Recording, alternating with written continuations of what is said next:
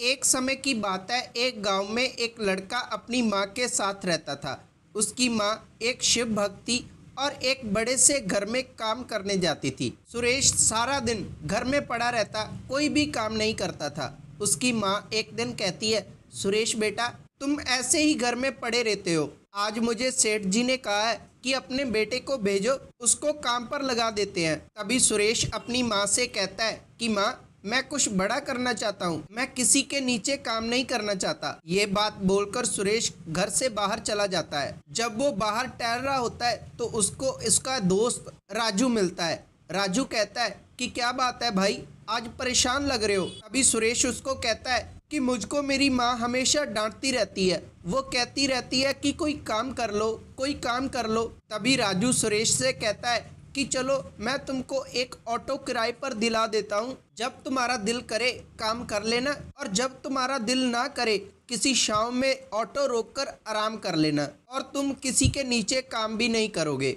ये बात सुरेश को अच्छी लगी और एक ऑटो किराए पर ले लेते हैं। सुरेश ऑटो चलाता था, जब भी उसका किराया पूरा हो जाता तब वो आराम करने एक दरख्त के नीचे रुक जाता था। ये बात देखकर उसकी माँ भी बहुत खुश थी कि उसका बेटा काम करने लगा था। एक दिन सुरेश को उसकी माँ कहती है कि बेटा, मुझे अपने ऑटो में बिठाकर शिव मंदिर ले जाओ, मैंने तुम्हारे लिए पूजा रखी है। तभी दोनों ऑटो में बैठकर शिव मंदिर जाते हैं और वहाँ पर सुरेश की माँ पूजा करती है। सुरेश को भी कहती है कि तुम भगवान का आशीर्वाद लो और पूजा में बैठो, लेकिन सुरेश उनको वहां पर उतारकर वापस चला जाता है। सुरेश सुबह सुबह थोड़ा काम करता। जब सुरेश को पता चला कि किराए के पैसे पूरे हो गए हैं, तभी वो एक वृक्ष के नीचे जाकर आराम करने लग जाता है और सोचता है कि शाम को थोड़ी सवारी उठा लूंगा और कुछ पैसे बच जाएंगे। वो आराम करने लग जाता है। तभी एक सेठ और सेठानी आते हैं और उन्हें कहते हैं कि बेटा, मुझको अस्पताल लेकर चलो। सुरेश कहता है कि आपने मेरी नींद खराब कर दी, मैं कहीं नहीं जाऊंगा, आप कोई दूसरा ऑटो देख लो। तभी वो सेठ कहता है कि बेटा, कोई दूसरा ऑटो नहीं है, तुम ही चलो।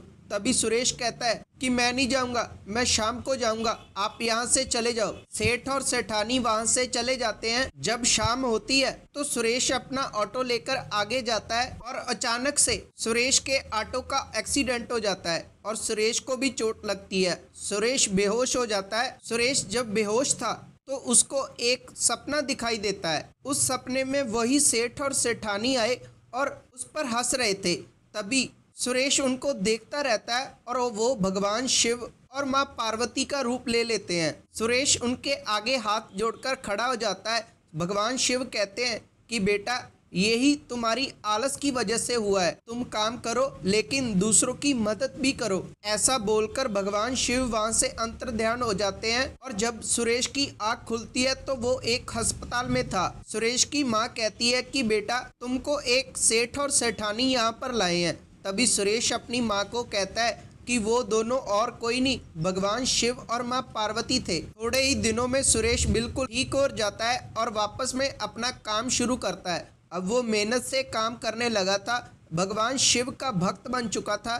भगवान शिव की कृपा से अब उसके पास किसी चीज की कोई कमी नहीं थी। वो अपना घर भी ले चुका था और अपनी माँ को हर सुख देता था। ये थी आज की वीडियो। अगर आपको वीडियो अच्छी लगी तो वीडियो को लाइक करना और कमेंटों में हर हर महादेव जरूर लिखना और आपका अपना चैनल शिव को समझो जरूर सब्सक्राइब करना और बेल नोटिफिकेशन जरूर ऑन करना, क्योंकि ऐसे ही वीडियो हमारे चैनल पर आते रहते हैं और वो आपको सबसे पहले मिल जाएंगे। तब तक के लिए धन्यवाद।